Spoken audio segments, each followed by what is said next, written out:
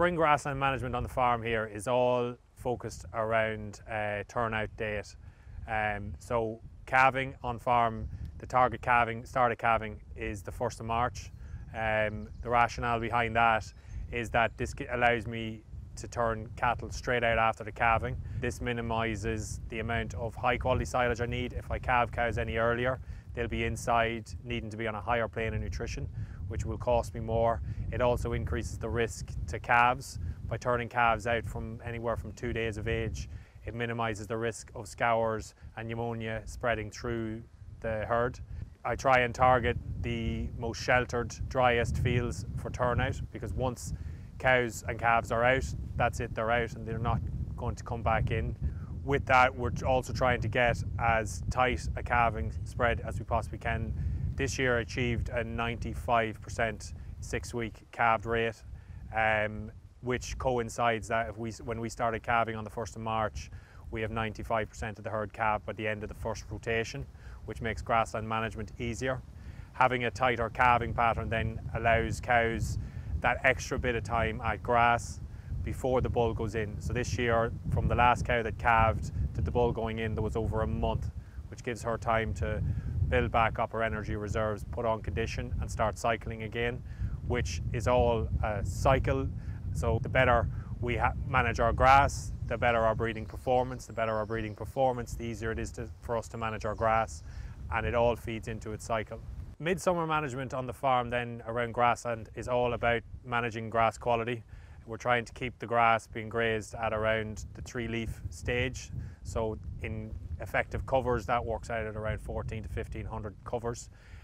We run 5 mobs on the farm. We have 2 groups of cows and calves, a group of bulling heifers, a group of bullocks for finishing, and we then have our beef heifers and cull cows running as another group. And having large numbers in fewer groups means it's easier to move cattle around, work through a field, get it grazed out and move on. So we're trying to keep around 21 days ahead, but on good growing conditions this can become shorter, but we're trying to make sure that it doesn't extend any further out than maybe 21 days. The other elements of summer grassland management that are important are graze outs and rotation length. We're targeting to try and get the cows to graze out to 4 centimetres to maintain quality throughout the summer period, and trying to keep our rotation length at around 21 days, but during dry weather we may need to extend that out to 25 or 26 days depending on growth rates. The farm here is 100% spring calving. We're aiming to finish all our stock as steers and heifers off grass the following season, between 18 and 22 months of age.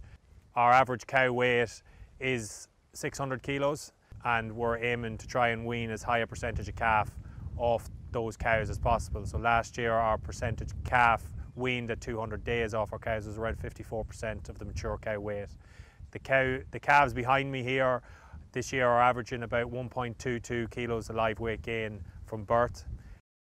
Last year's cattle that are for finishing this year have been averaging 1 kilo of live weight gain since birth, and are well on track to be finished off grass this year. Autumn grassland management then moves on to focusing around closing up the farm to set us up for the following spring. I will manage my grassland and manage closing up. Generally I'll close up around mid-September to end of September, depending on growth rates and grass supplies. I will build covers through weaning cows and calves, so using my grass wedge and growth rates, I'll decide whether or not when cows can be weaned and prioritise grass for the calves at that stage. Cows will then be used, they'll be dried off, and depending on the weather will either be housed and fed on a low energy density ration then through until calving, or the preferred option would be is that they'll use to follow the calves to graze out residuals fully and maybe supplemented with hay or straw to just fill them up.